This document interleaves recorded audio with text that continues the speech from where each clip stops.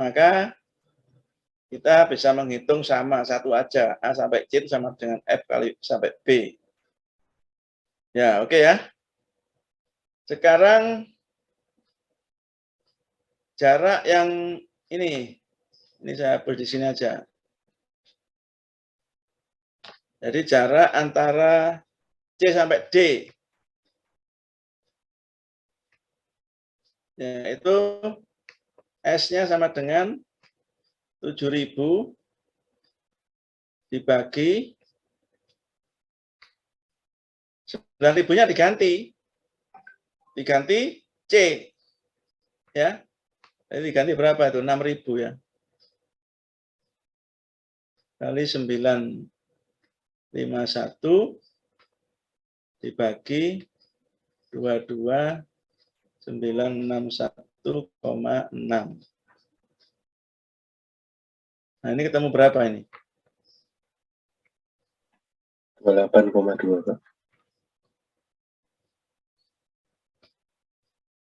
Berapa? 28,2 cm.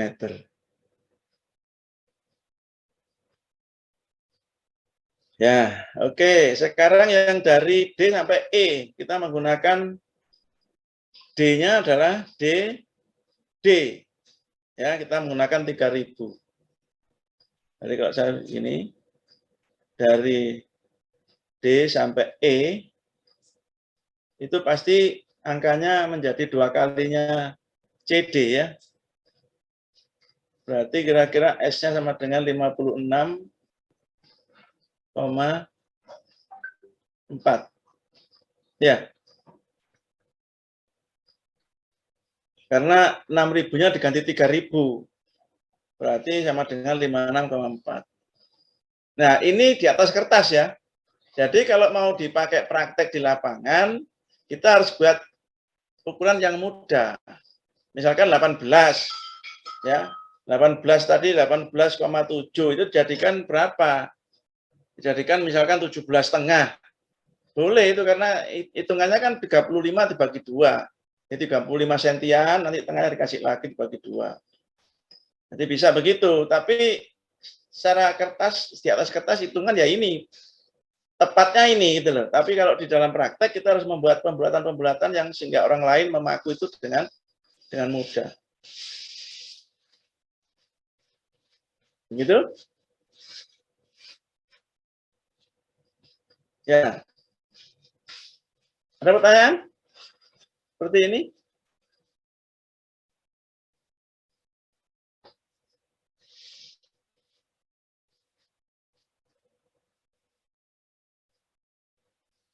Sudah ya?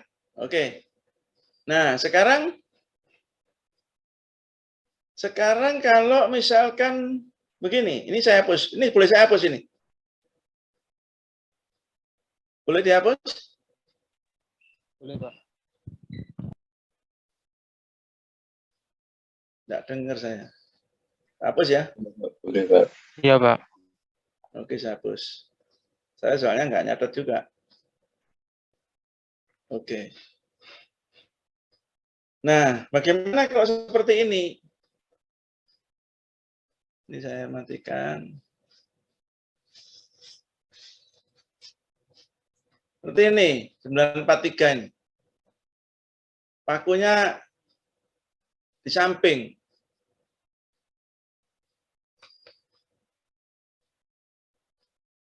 Ini yang statik momennya adalah statik momen ini. Ini kan ada garis netralnya pasti di tengah nih ya. Jadi kalau kita lihat garis netralnya dia pasti di tengah sini. Karena simetris. Ya. Sehingga nih statik momennya diambil ini. Luasan ini dikalikan jarak ke sini.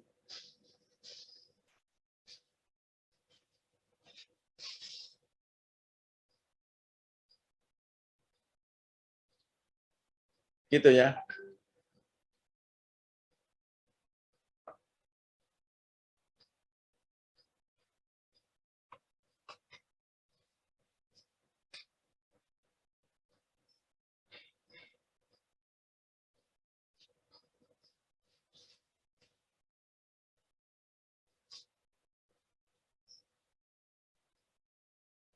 Ya, kalau ini kan kita punya rumus shear flow sama dengan V kali Q dibagi dengan I.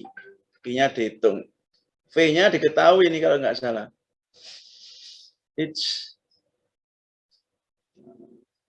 Ini kemampuan paku. Terus shear force-nya ini 9 kilonewton. Ya, 9 kilonewton. Berarti 9.000 newton. Ya. Sekarang kan V-nya sudah tahu. V sama dengan 9.000 newton. Kemudian I, kalau kita hitung dulu I-nya.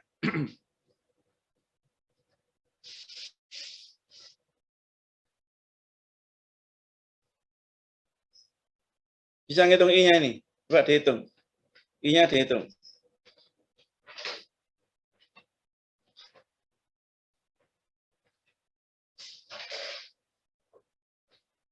I-nya itu dihitung penuh dikurangi bolong itu ya. Penuh dikurangi lubang itu aja gampang. Berarti 1/12.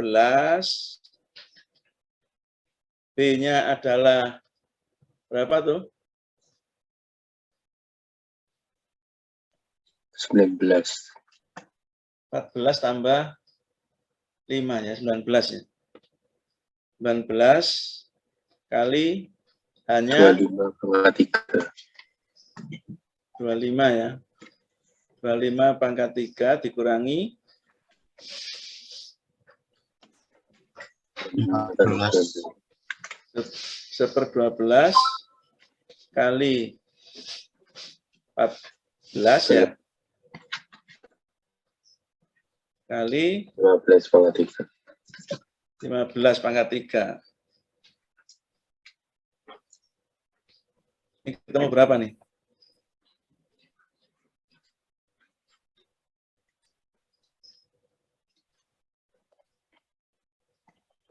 $20.802,08. Berapa? 20.802. 20.802. 20802. Oh, 208. 02. 0,08 cm ya. Nah, sekarang Q-nya. Q-nya ini kita hitungnya adalah Q yang saya bulat itu di situ. Berarti sama dengan 14 kali 50 kali 5 ya. Kali 5 kali jaraknya adalah berapa tuh?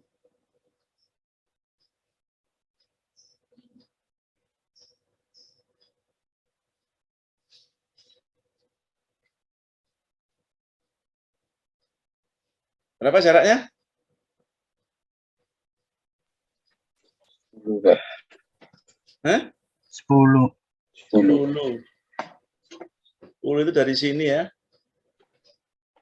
Sampai sini. 75 tambah 25, 10 ya. 100 atau 10. Nah, itu ketemu berapa tuh? 700. 700 cm pangkat 3. Nah, sudah. Nanti ini Q-nya masuk ke sini nanti. Masuk ke sini. Q-nya sudah diketahui. Situ adalah 9.000 kilonewton. Newton. I-nya ini masuk sini. Ya, Q ketemu kan? Baru S-nya sama dengan kemampuan paku, P paku dibagi dengan Q kecil.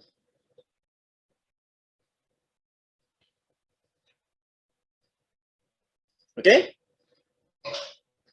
Baik, Pak. Ya, oke, kita teruskan lagi. Kalau sudah tidak ada, saya ganti topik. Ada pertanyaan? Bapak, saya masih kurang mengerti, Pak. Kenapa untuk statik momennya menggunakan area yang Bapak lingkari merah itu? Iya, iya. Pertanyaannya apa? Kurang kelas, Ade. Itu kenapa ya Pak jadi menggunakan area yang Bapak lingkari itu untuk Karena sebagai pakunya kan paku yang di sini nih.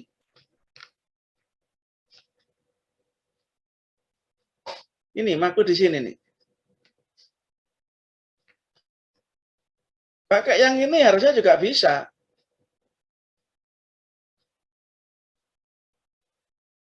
Harus sama.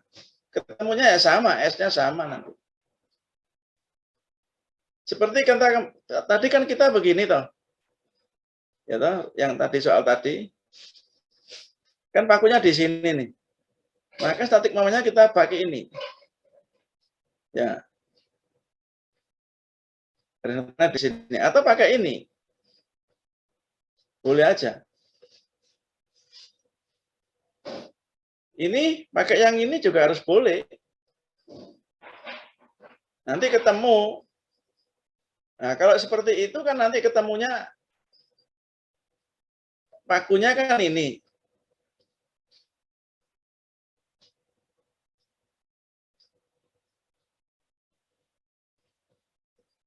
Jadi statis momen itu dipakai yang pada titik di mana perbatasan itu.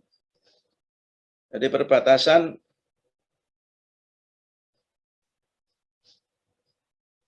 cuma ini kalau shear flow dibagi Q, ini untuk dua paku ya. Jadi harus di V-nya. Jadi kemampuan pakunya harus dikalikan 2 ini. Karena ada dua paku ini dan ini.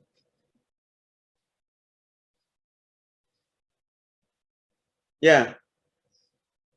Ini juga sama. Kalau pakai ini nanti dua paku ini dan paku ini.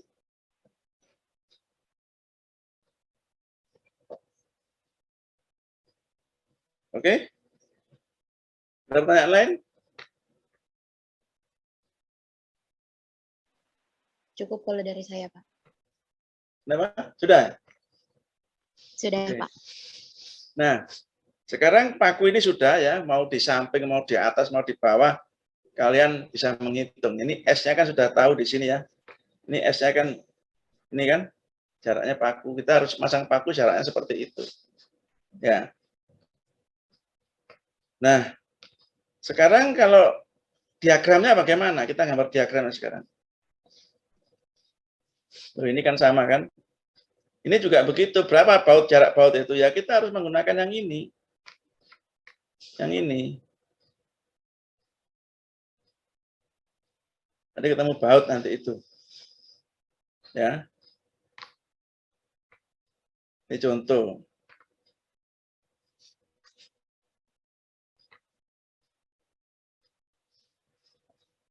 Kita sekarang menggambar diagramnya. Ini sudah tadi. Nah, sekarang diagramnya ini.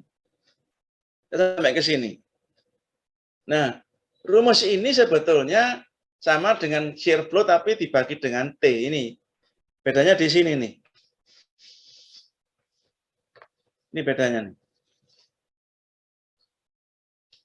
Atau Q per T ini. Sehingga dengan diagram itu kita akan bisa menggambarkan yang ini. Ini adalah diagram tegangan geser akibat lentur ya. Diagram tegangan geser penampang akibat lentur. Penampang loh ya, penampang jadi geseran di sini. Geseran di sini nih. Penampang. Akibat lentur. Tinggal bagi T saja. Nah, T-nya itu T yang mana? Ya, T yang pada saat geseran kita hitung. Nah, seperti ini. T-nya kan dari atas sampai bawah itu kan sama dengan B. Ya toh? Yang beda apanya? Yang beda itu adalah Q-nya. Ya, Q-nya kan dari atas itu kan 0. Semakin ke bawah, semakin gede, semakin gede, pas di garis netral dia maksimum.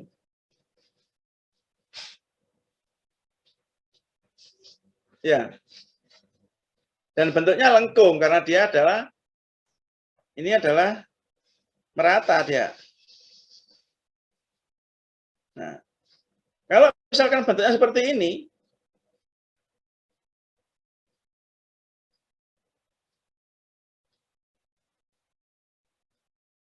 ya, saya gambar garis netralnya di sini misalkan, ini garis netral, maka gambarnya itu nanti akan begini. Sebetulnya kalau dia kotak semua begini, ya kan gambarnya ini. Ya, kalau kotak semuanya. Tapi karena di sini ini ada T yang beda, satunya lebar, satunya kecil, maka di sini ini nanti ada loncatan. Misalkan ini 10, ini misalkan 3, misalkan di sini 3 ya. Ini 3.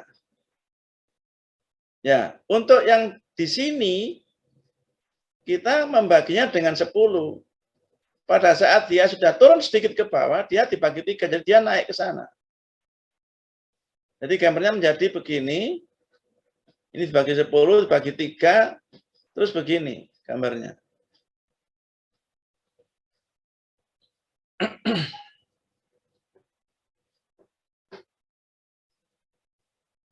Ya, selalu lengkung dia selalu lengkung. Ya, kita lihat nanti berikutnya.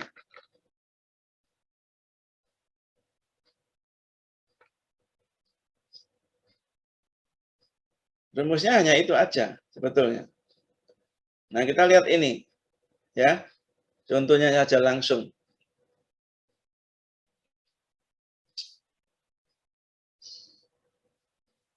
Kita diminta untuk menggambar diagram tegangan geser penampang akibat lentur pada potongan 1. Ya. Berarti kita akan punya rumus tegangan tadi kan, tegangan geser simbolnya kan pakai tau ya, tau sama dengan Q per T. Ya, atau sama dengan P kali Q besar per I bagi T.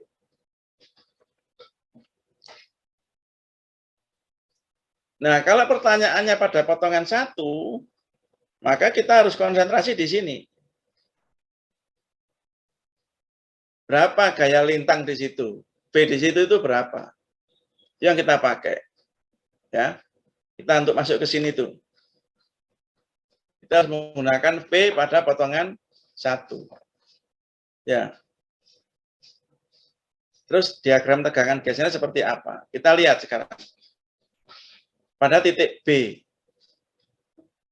Jaraknya 100. Gambar diagram tegangan geser penampang pada tumpuan A dan potongan dan pada potongan 1. Tumpuan A berarti kita harus menggunakan V di sini. Menggunakan VA. Ini adalah V1. Ya. Gambarnya antara tegangan geser di potongan A sama potongan 1 itu sebangun. Cuman angkanya akan beda. Ya, kita langsung ke potongan 1 aja ya. Atau potongan A juga enggak apa-apa. Ya, kita hapus dulu. Kita lihat gambar berikutnya ini. Tahapannya tetap sama seperti tadi. Kita harus menghitung garis netral. Yang kedua menghitung inersia. Itu sudah pasti. Ya. Kemudian yang ketiga menghitung apa?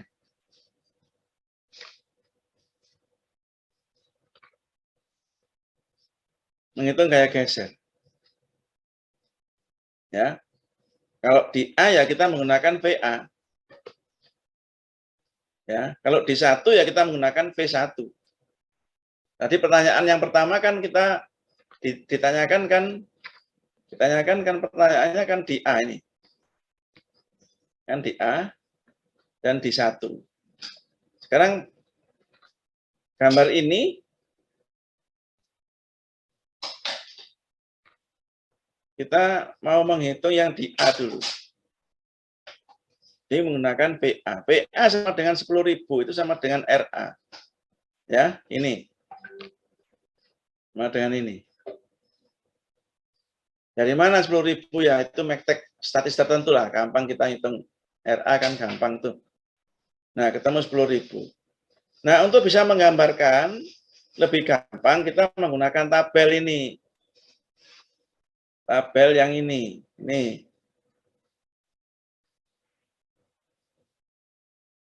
Ya. Karena Q-nya ini selalu berubah.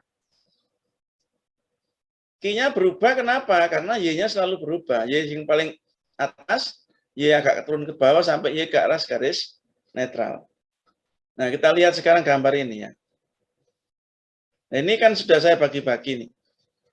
Jadi nanti tegangan geser di A berapa, di B berapa, di C berapa. C ini selalu maksimum. Jadi tegangan geser penampang itu selalu maksimum ada di garis netral. Selalu.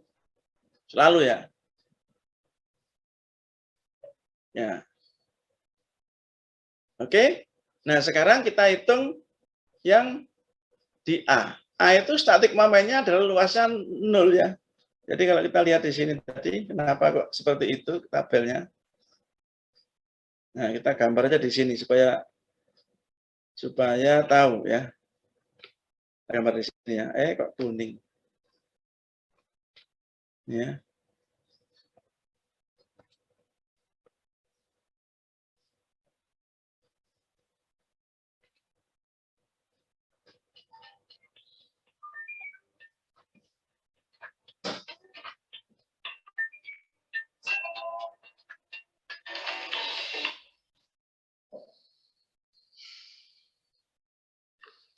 Ini saya beri nama A. Ini garis netral.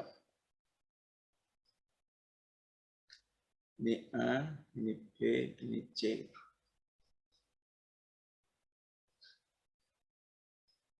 D,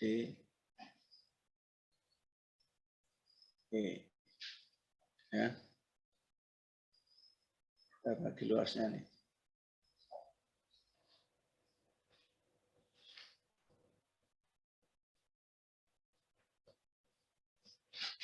Nah, rumus kita kan ini. Gitu. Nah, Q ini. Q ini terdiri dari V, Q besar, dan I inersia. V dan I tetap angkanya. Ya. V dan I angkanya tetap. Q besar itu berubah. Karena luasnya berubah, jaraknya berubah. Ya, kita lihat. Jadi sekarang di posisi titik A, garis rat A ya. Rat A yang di sini. Itu luas statik momennya adalah 0. Jaraknya adalah, garis netralnya adalah ini jaraknya ketemu berapa tuh? 12,01.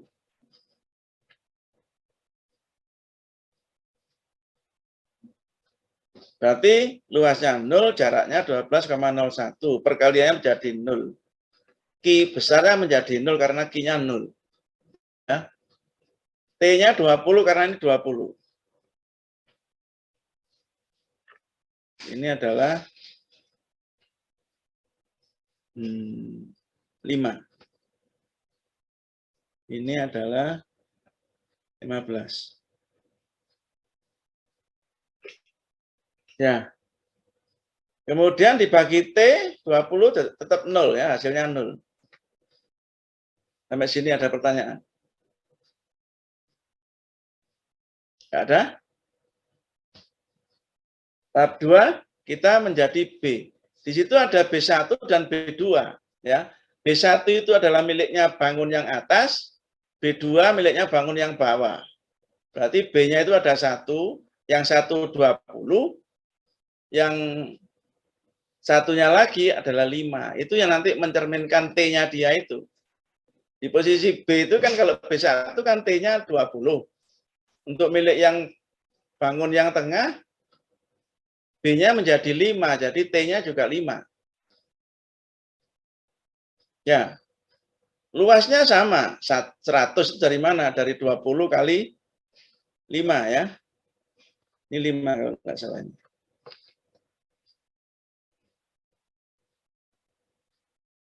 5, 3 yang bawahnya.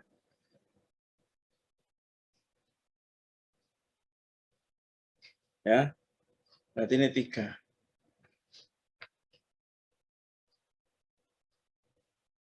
Ya, 20 kali 5 itu 100. Oke.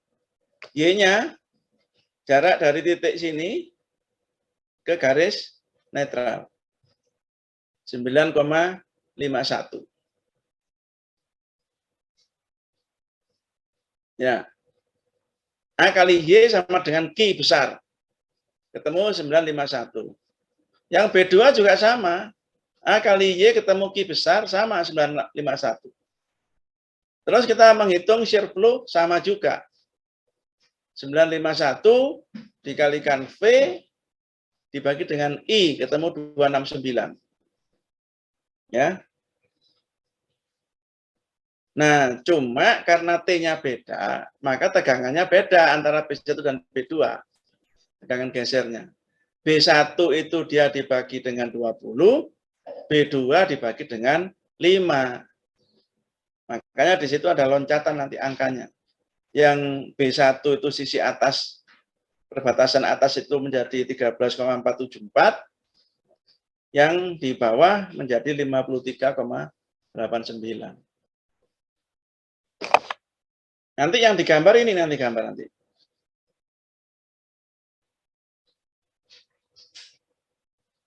Ya, ada pertanyaan sampai sini?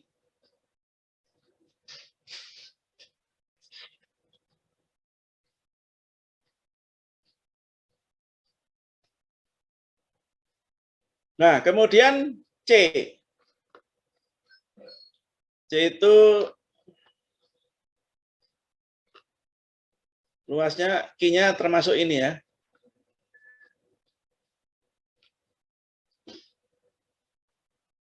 Coba, C itu kan luasannya ada 2. 100, ini 100, luasan yang pertama 100 ya. Ini 100. Yang ini berapa ini luas ini? Itu 35,05. Dari mana itu? 35,05 itu adalah dari mana?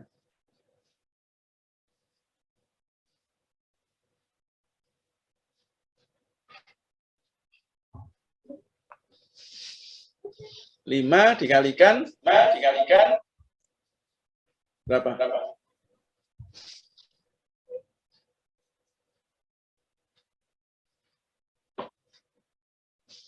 5 dikali 12,01, Pak. 12,01 dikurang 5, Pak. Jadi 5 kali 7,01. Ya. 5 dikalikan berapa? 7,01. 12,01 dikurang 5. Nah, berarti ketemunya 35,05 ya. Itu. Jadi luasan ini dan luasan ini.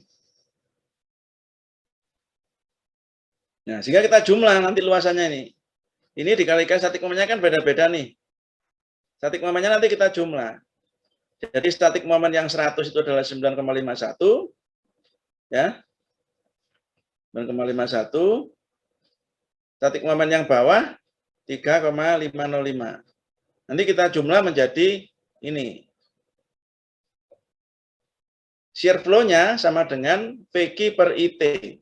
V-nya kita menggunakan, oh ini kok yang 6.500 ya, berarti ini yang anu ini. Ini Q-nya adalah 6.500. Berarti yang dipotongan 1 ini ya. Tadi kita nggak di sini tadi. Salah ini. Bentar. Tadi yang ini. Nah, yang ini ya.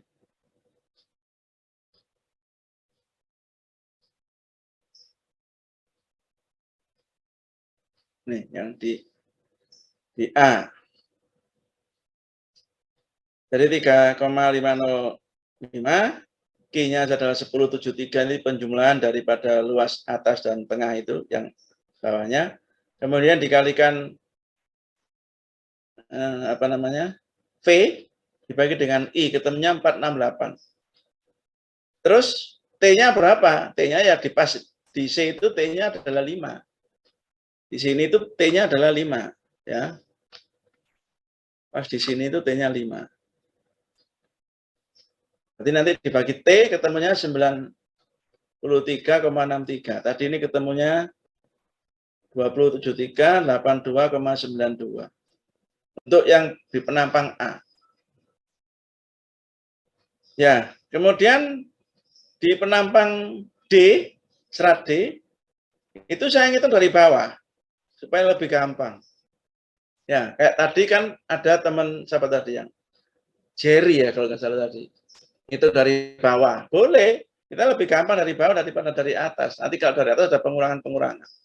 Kalau dari bawah, kita D1 itu ada miliknya 15, D2 adalah miliknya yang 5. Ya. Oh, D2 15, D1 5 ini. Di sini. Ya, D1 itu yang kecil, D2 yang lebar. Lebarnya dia adalah 15. Sama ini hitungnya. D1 sama dengan A-nya adalah 45. Itu adalah 15 kali 3. D2 juga 45, sama. Ya. Jaraknya Y-nya sama, 14,49, yang D2 juga sama, 14,49. Q-nya sudah pasti sama, karena perkalian saja.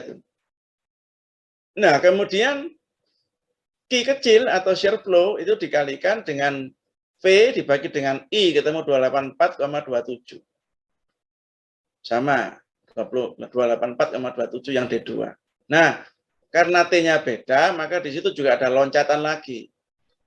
Menjadi yang 1 dibagi 5, yang 284,271-nya lagi dibagi 15. Maka ketemunya adalah 56,854 dan 18,951. Kemudian yang di E sudah pasti 0 ya, kalau kita dari bawah kan luasannya 0. Jaraknya ada, Q-nya menjadi 0, Q kecilnya menjadi 0, dibagi T tetap sama dengan 0. Nah, gambarnya seperti apa nih? 20, coba diingat-ingat ya, ini 20,73, 82,92, 93,563. Ini lihat nih, C ini adalah garis netral. Dia pasti paling gede nih. Ya. C itu adalah garis netral. Jadi dia pasti paling besar di situ. Kemudian turun lagi menjadi D1 terus D2. Terus terakhir dia pada posisi E, dia 0. Nah, kalau kita gambar dia jadi ini gambarnya. Nah, ini gambarnya. Gambarnya menjadi itu. Ya, ini tak hapus ya.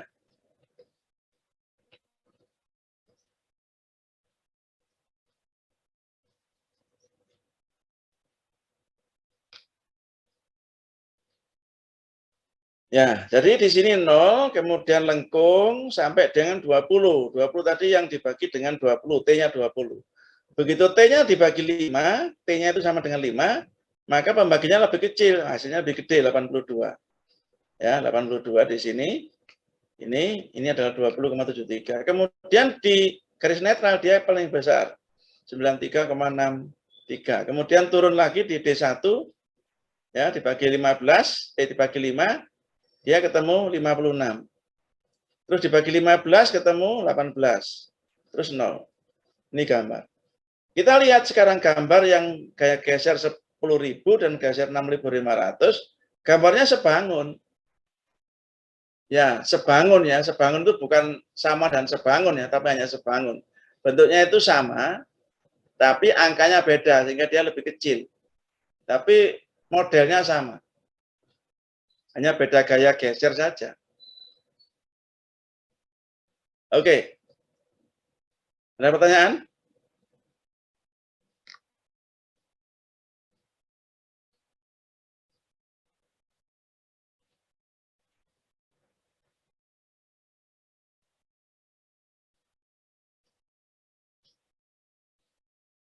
Tidak ada? Baik.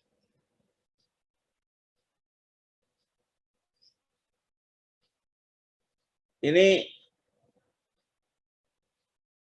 dibuat PR ya.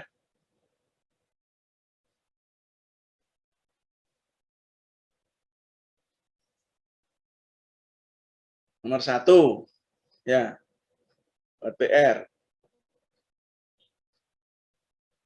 Terus, tadi juga ada di sini.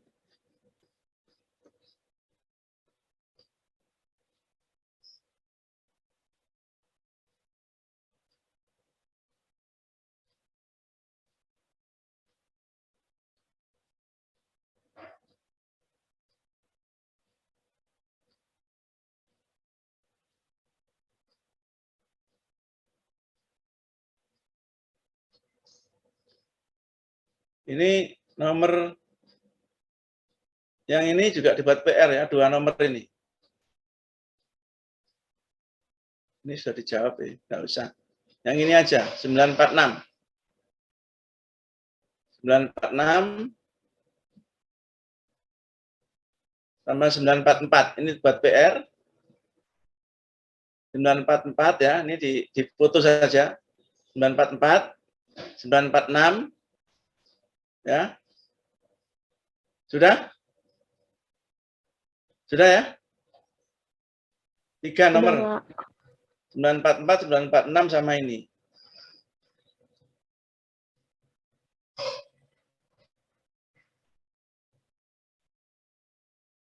Ini.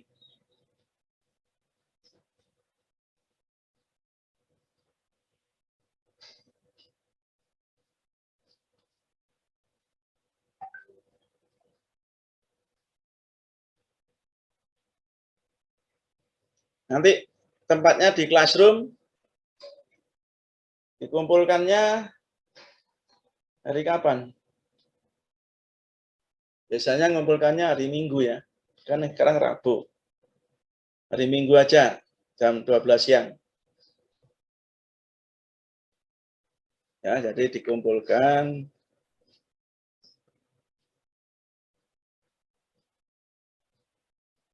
Minggu,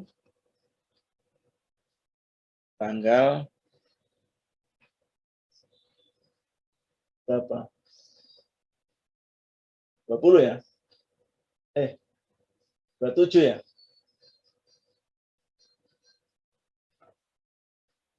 Tanggal 27 Maret tanggal 22 jam 12.00.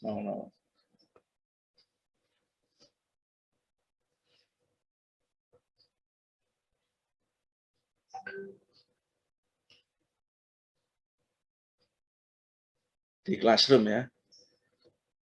Di classroom.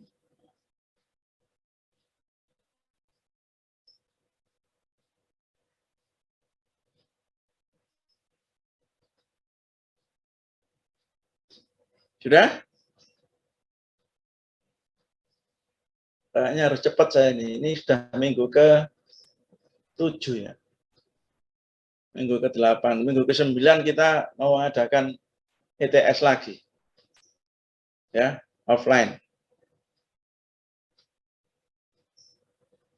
Minggu ke-9 saya adakan ETS offline. Itu harinya Rabu saja, biar nggak terlalu cepat. Berarti nanti ETS itu diadakan hari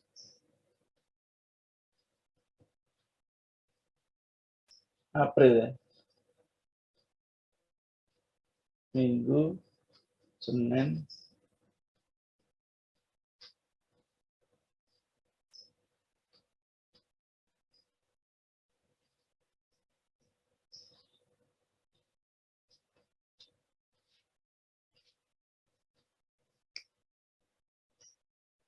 empat, 14,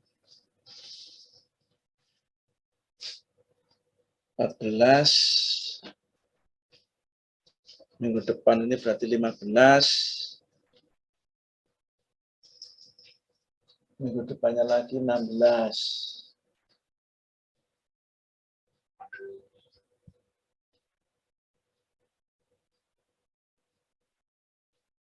Tanggal 6 ya. 06 April 2022. Jamnya sama jam kuliah 07.00 offline.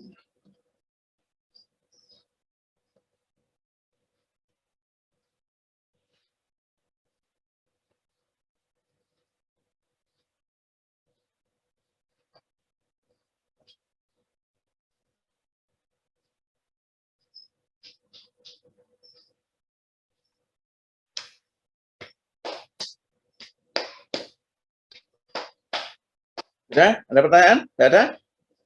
Nah, saya coba sekarang ini saya hapus. Saya mau ganti topik lagi.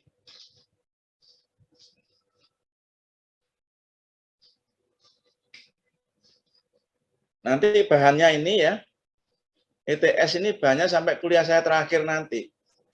Tanggal 4. Ya. Bahan ETS itu sampai dengan kuliah tanggal 4 April.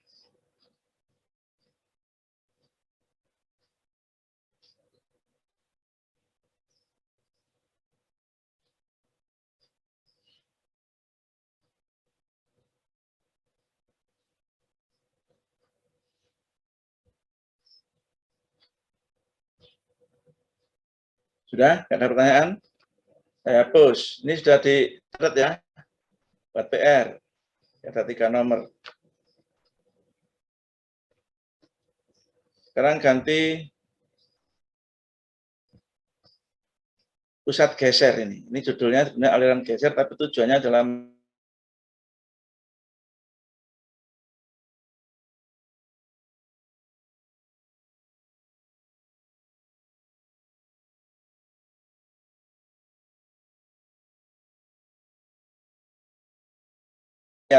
gunanya adalah dia untuk mendapatkan posisi ini. Saya kalau kita penampang, kalau kita misalkan ini misalkan garis netralnya ada di sini. Garis netral di tengah-tengah kan, ini simetris. Garis netral. Garis netral Y-nya di sini. Di sumbu X, sumbu Y.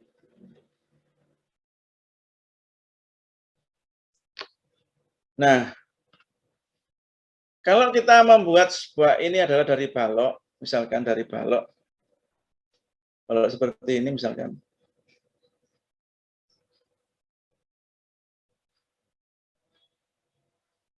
Kita beri beban terpusat di sini, P. B, ini jaraknya L misalkan. Nah, harusnya kan dia akan melentur ya, kalau kita letakkan gayanya P itu di mana? P itu di P ini yang dia kalau diletakkan di sini, pas di sini, P misalkan, itu dia tidak imbang.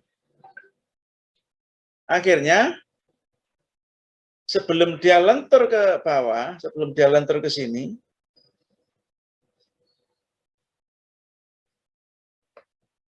maka dia akan lokal buckling. Apa lokal buckling? Jadi sebelum dia lentur ke bawah ini, dia akan menjadi lokal buckling itu seperti ini.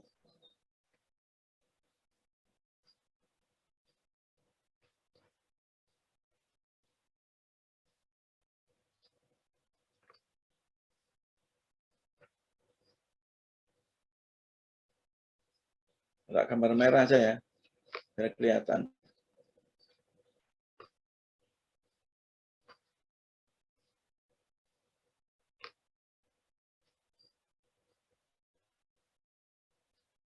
Nah, artinya kalau dia sudah lokal buckling seperti itu, maka lenturnya dia tidak sempurna. Kan kita punya rumus tegangan lentur itu kan sigma sama dengan M kali Y dibagi dengan I ya. Dan ini tidak akan sempurna. Kalau dia tegak terus, nah dia bisa bagus lenturnya. Tapi kalau kita letakkan di titik berat situ, apalagi di sini, ya tambah salah. Lenturnya akan berkurang. Artinya kemampuan lenturnya itu di sini misalkan ketemunya 20 misalkan ya. 20 kg per cm persegi. Karena dia terjadi local buckling, maka dia tidak 20 lagi kemampuannya. Menjadi berkurang. Enggak tahu 17, enggak tahu 16, enggak tahu 18, enggak tahu. Tapi tidak 20 yang jelas. Karena dia sudah lentur duluan. Lentur buckling ya. Buckling tekuk artinya. Tekuk lokal.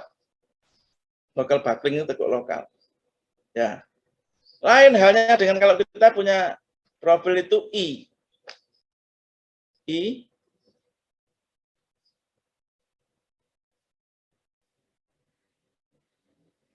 Garis netral. Garis netral. Sumbu X, sumbu Y. Kalau kita letakkan P di sini, dia tidak akan terjadi local buckling. Dia lenturnya sempurna. Makanya kenapa balok-balok itu selalu menggunakan I kotak, gitu ya, pipa kotak, gitu. Ya, karena seperti itu tidak terjadi supaya nggak jadi tekuk lokal. Nah, kalau tekuk lokal ini terjadi, maka kemampuan lenturnya dia akan berkurang. Ya, seperti itu. Kalau I, dia tidak akan jadi tekuk lokal. Dia.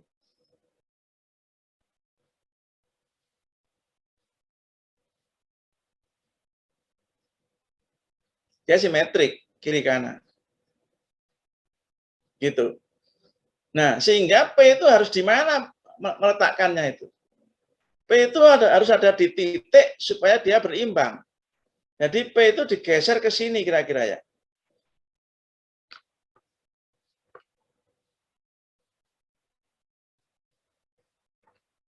Nih. Jarak E misalkan. Misalkan begitu. Loh, kalau digeser di situ kan berarti kan enggak bisa numpang gitu kan. Enggak bisa numpang kan dia kan, dia ada di luarnya profil. Nah, supaya dia bisa numpang apa ya? Dikasih sayap dia. Kasih sayap, boleh kasih sayap ini. Kasih sayap begini. Di tempat beban saja. Supaya bebannya bisa bekerja di situ. Kalau enggak ada sayap itu kan enggak bisa bekerja. Ya, jadi itu. Nah, ini yang kita hitung sekarang.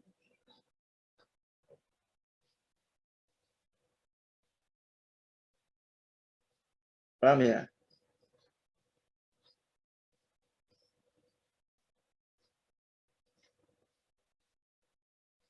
Itu gunanya kita mempelajari pusat geser supaya kita meletakkan beban itu tidak terjadi tekuk lokal. Makanya kalau kalian lihat di workshop di labnya struktur itu, kalau ada customer mau ngeteskan profil, profilnya galvalum bentuknya seperti ini, profilnya itu tipis gitu ya, seperti ini, nah gini.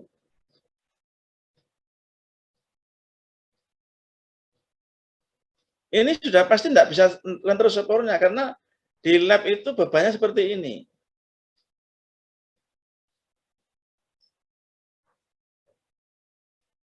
Ini ada penekannya di situ. Dia ada di tengah-tengah ini. Nah, ini sudah pasti dia akan berubah bentuk. Sebelum dia lentur, dia sudah begini nanti.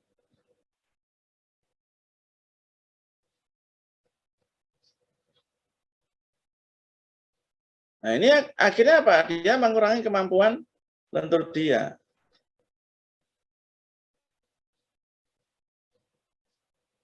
Ya. Nah, sehingga apa yang kita lakukan di situ?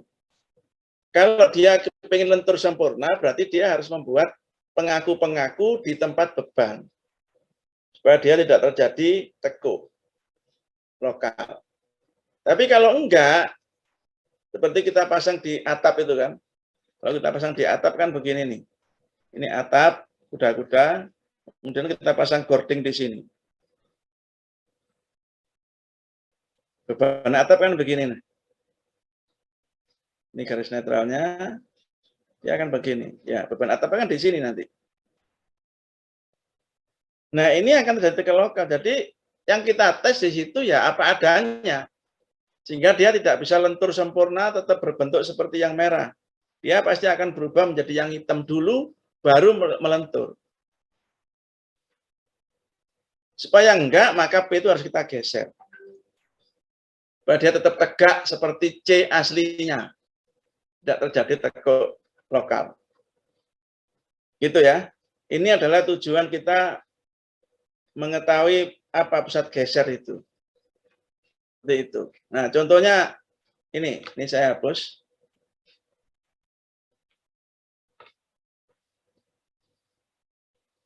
Ini, contohnya ini ya.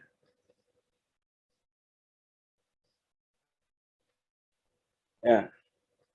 Kita punya profil I, cuman tidak simetris. Tidak simetris, sayapnya tidak simetris. Yang sebelah kiri pendek, yang sebelah kanan itu panjang. Jadi kalau kita bebani, P itu harusnya ada di E kecil itu. Dia di luar itu. Berapa E itu? Nanti bisa kita hitung. Nah ini kan aliran geser tadi itu yang kita belajar di sini tadi. Aliran geser itu seperti ini. Ya, jadi seolah-olah dia itu adalah bentuknya seperti ini tadi. Ini kan begini. Lurus ya. Ini betulnya kan lurus. Bagiannya ini. Terus ditekuk dia, harusnya kan dia gambarnya begini kalau lurus ya. Ini ya. Nah, ini ditekuk menjadi seperti ini jadinya.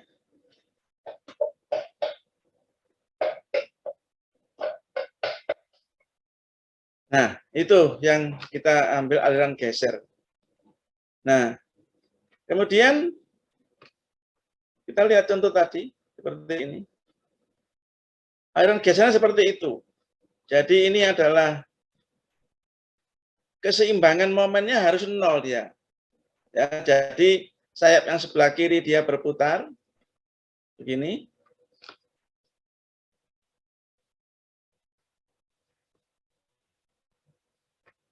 Yang sebelah kanan gini. Yang ini ada pasangannya ini. Pasangannya siapa pasangannya? Pasangannya dia adalah P.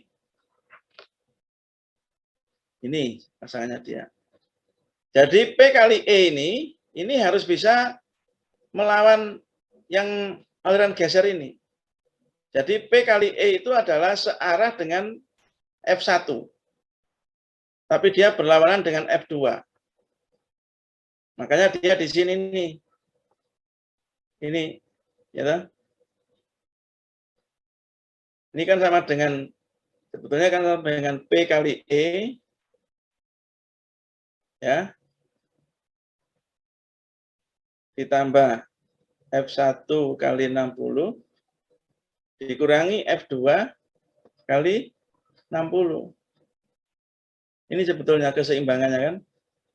Karena P dengan F1 itu searah, maka dia plus. Dengan F2 itu dia berlawanan arah, maka F2-nya menjadi min. Nah, sehingga nanti E di sini akan tahu. P kan sudah ada. Yang mau diletakkan itu P itu berapa. Berarti E nanti akan tahu. Sama dengan ini. Oke. Nah, sekarang F1 itu berapa? F1 itu adalah tegangan geser akibat lentur tadi itu luasnya dia. Luasnya dia. Nah, ini pendekatan. Jadi setengah tau 1 dikalikan 17,5.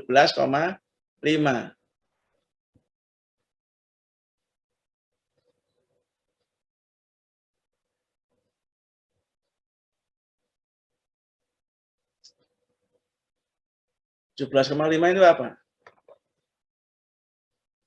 Kali 10.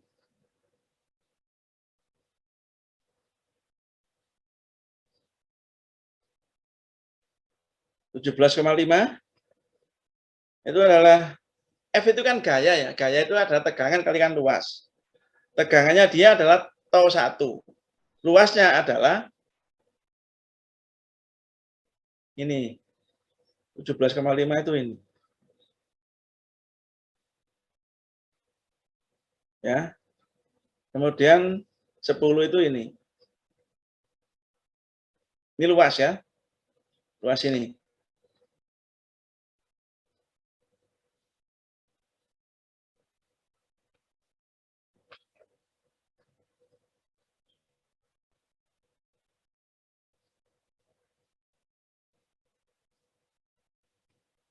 Luas kali tegangan itu sama dengan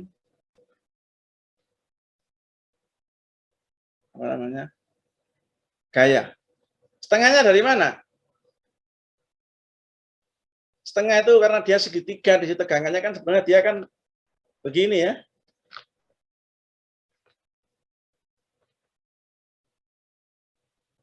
Ya, segitiga itu kita dekati dengan setengah kali tau 1 kali 17,5 kali 10.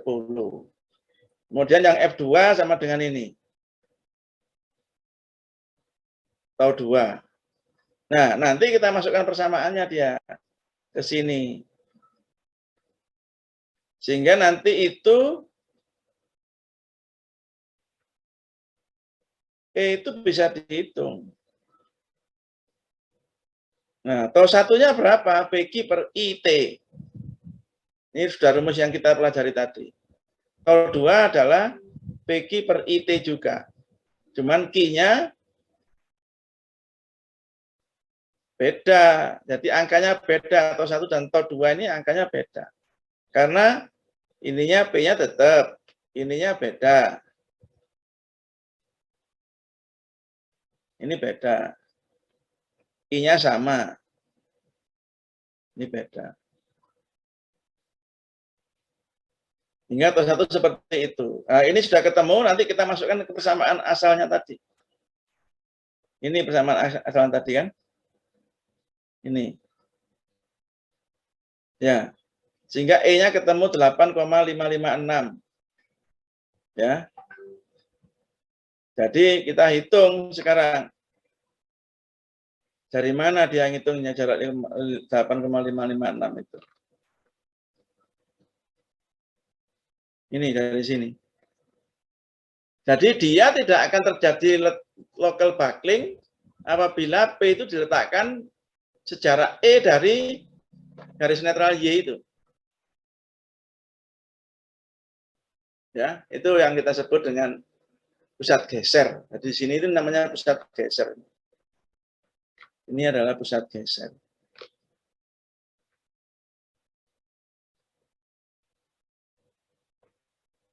Nah, kenyataannya di lapangan bagaimana? Kenyataan di lapangan kalau kita punya penampang tidak simetris seperti C, seperti itu ya. Seperti penampang begini. Kan banyak tuh profil-profil bentuk C. Di lapangan itu selalu akan terjadi nih.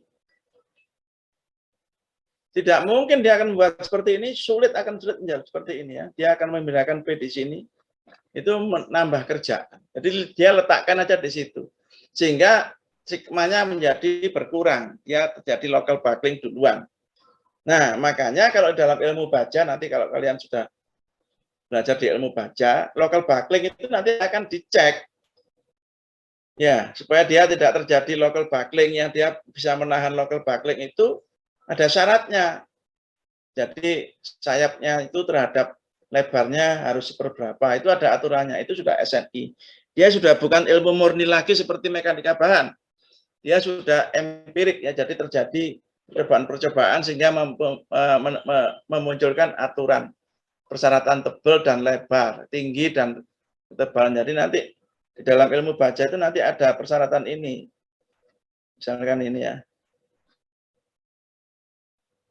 Ini adalah T flange, ini adalah T web. Ini adalah lebar flange, ini adalah tinggi H ya. Nanti ada persyaratan di peraturan itu H per TW itu harus berapa. terus B per TF itu harus berapa, perbandingannya harus berapa, itu nanti ada persyaratan. Tapi nanti kalau kita ngambil ilmu baja, di sini hanya diberitahu bahwa pusat geser itu seperti itu. Kalau misalkan kita tidak bisa menempatkan P di situ, kita meletakkan P di sini katakanlah, di tengah-tengah itu atau di pusat di apa namanya di itu, nanti kita harus kontrol dulu untuk supaya menyatakan bahwa profil ini adalah kuat. Kontrolnya ada di peraturan, bukan di ilmu ini ya. Ilmu ini itu hanya mengetahui bahwa pusat geser itu ada, sehingga kalau pusat geser itu ada, maka penampang itu akan menyebabkan local buckling sebelum dia lentur. Ya. Nah, kalau di SNI, di aturan baja, itu local bucklingnya dikontrol supaya dia tidak terjadi lentur. Kalaupun dia lentur, maka lenturnya akan berkurang. Ada perubahan-perubahan lain yang tidak ada di ilmu murni ini. Ini ilmu murni ini dari ini seperti matematika saja, 2 tambah 2 sama dengan 4. Ya. 4 kali 4 sama dengan 16. Itu seperti ilmu murni itu. Kalau di mekanika bahan. Jadi mulai dari awal sampai sekarang ya ilmunya tidak berkembang. Tapi kalau sudah masuk SNI, maka ada percobaan-percobaan sehingga ada aturan baru. Begitu ya. Ini yang namanya pusat geser.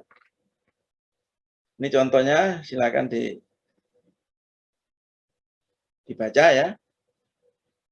Dari caranya mencari E itu bagaimana. Terus sekarang ada yang kita sebut dengan lentur, tapi dia tidak elastis. Kan kita tahu kalau lentur itu kita menggambarkan diagram tegangan regangan. Itu kalau baca gambarnya seperti ini ya.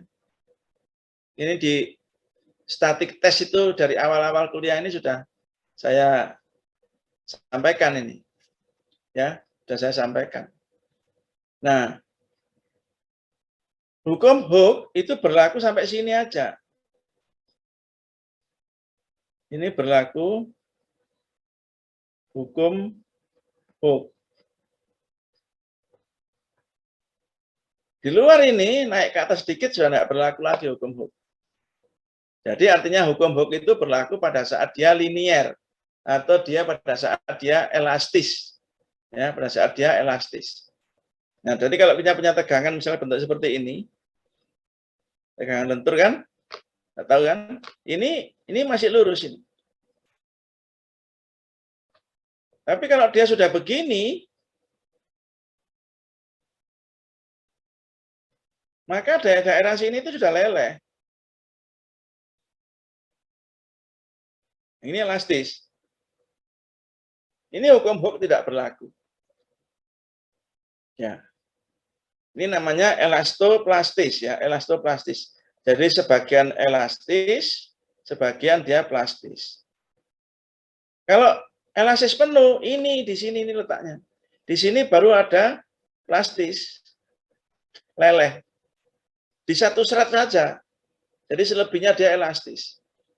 Kalau kita mau merasa aman dalam mendesain, maka kita mendesain elastis ini paling enak. Paling bisa kita membuat enak tidur itu kita tidak kepikiran. Ya, tapi hasilnya boros. Hasilnya menjadi boros. Tapi ya tidak apa-apa, ada ilmunya ya. Jadi kita harus ikut aturannya, ada ilmunya, ada aturannya, kita bisa hitung. Nah, ini ya. Ini masih elastis, yang gambar biru, gambar merah elastis. Tapi sudah gambar ungu, ini sudah tidak elastis lagi. Dia sudah non-elastis. Ya, kalau gambarnya seperti yang saya gambarkan tadi, seperti ini, ini yang kita sebut dengan elastoplastis. Jadi sebagian elastis, sebagian plastis. Tapi kalau yang sebelah kanan ini namanya plastis penuh. Jadi semua penampang itu adalah leleh. Ya. Artinya apa? Artinya kalau kita mempunyai sebuah profil ya, katakanlah profil cantilever. Saya gambarkan di sini. Ini profilnya ini ya. Kita beri P. Maka P ini kita naikkan terus. Naik terus. Sampai dia mencapai leleh di sini. Maka dia akan leleh sedikit sini. Kalau kita naikkan terus, maka dia akan leleh sebagian.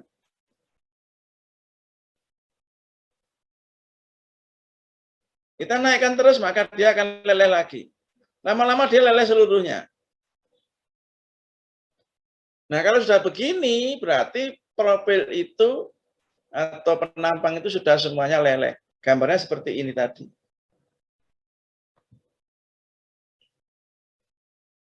Nah, itu yang kita sebut dengan non-elastis. Ya, kalau kita mau menggunakan hukum Hooke, itu kita hanya sampai pada tegangan ini. Kalau sudah begini, itu sudah tidak berlaku lagi. Karena sudah nggak linear lagi.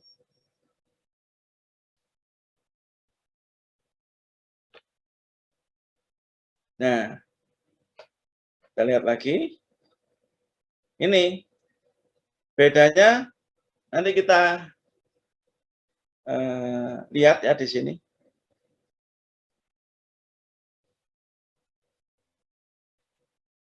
Nah, kita sampai sini aja, sampai nanti torsi nanti minggu depan ya.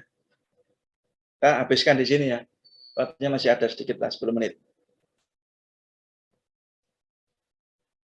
Nah, ini penampang. Kita anggap penampang ini plastis penuh, maka penampangnya seperti ini. Nah, sehingga penampang ini, kalau ini plastis penuh, maka luasan ini kalau dikalikan ini ya, ini adalah C. Ini menerima kemampuannya dia tekan, ini kemampuan dia tarik. Kalau kita kalikan C terhadap T, ini akan menjadi momen tahanan. Ya, di sini. Ini kan C kalikan setengah H. Ini kan seperempat H, ya. Ini seperempat H, ini seperempat H, jadi ini setengah H. Nah, ini adalah kemampuan momen plastisnya dia. Jadi penampang itu punya kemampuan plastisnya sebesar itu. C kali setengah H atau T kali setengah H. Ya. Nah, itu sama dengan sigma YP itu sama dengan sigma YP kali H, kali BH per 2. BH per 2. Ya. BH per 2. Jadi momen plastis untuk segi 4 itu adalah MP sama dengan sigma YP kalikan BH per 2 ya, dikalikan H per 2.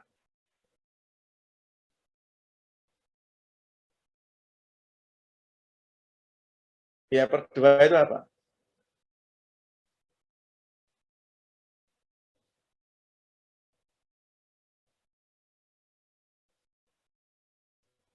Kalikan H per 2.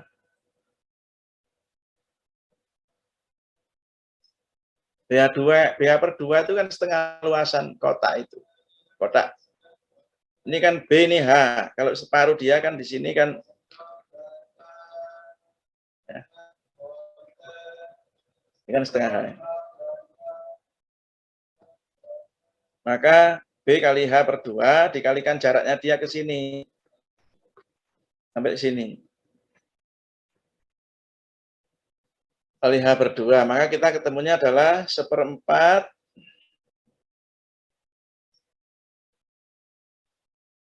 ini kok jadi kuadrat ini dari mana? Oh, hanya kuadrat ini seperempat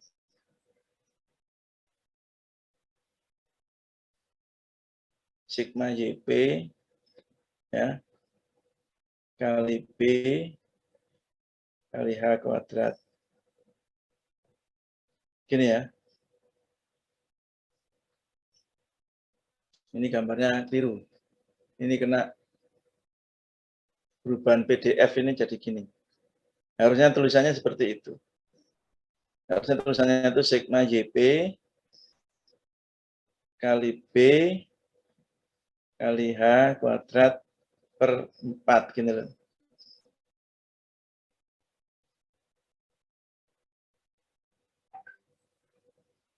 Ya. Ini kalau dia penuh plastis. Kalau dia elastis, beda.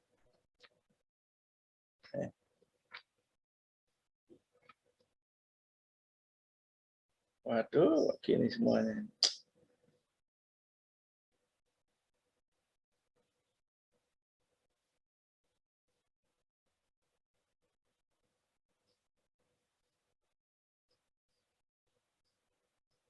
Nah, ini kalau elastis seperti ini. Ini elastis ini.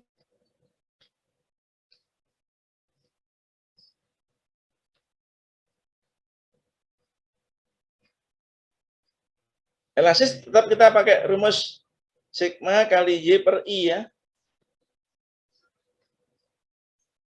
Ya, sigma kali Y per I itu adalah kok sigma kali M, sorry. M, ini sigma sama dengan M kali Y per I. Berarti M-nya sama dengan apa? Sigma kali I bagi dengan Y.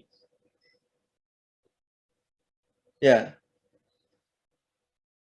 Ini momen elastis. Jadi yang kita pelajari kemarin itu ini adalah elastis. Kalau plastis lain, nanti bedanya di sini loh bedanya. Jadi sigma kali B kali H kuadrat per 6. Ya, ini adalah M elastis. Nah, kalau M plastis,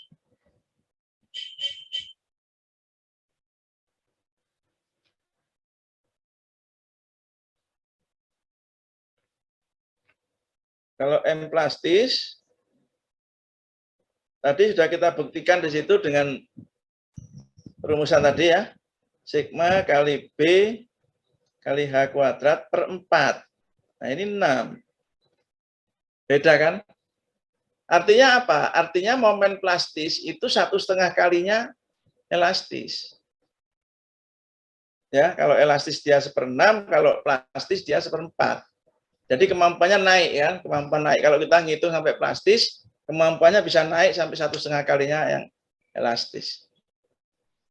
Ya.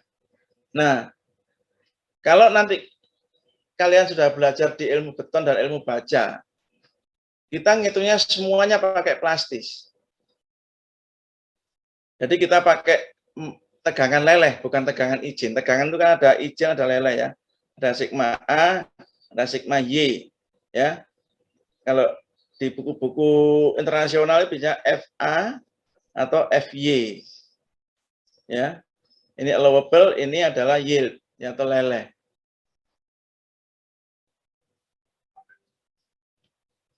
Jadi gitu. Bedanya 1,5 kali. Makanya kalau kita punya tegangan di static test itu ya, kalau tegangan baja, tegangan izin, itu misalkan 1.600 ya, untuk baja ini 1.600 kg per sentimeter persegi.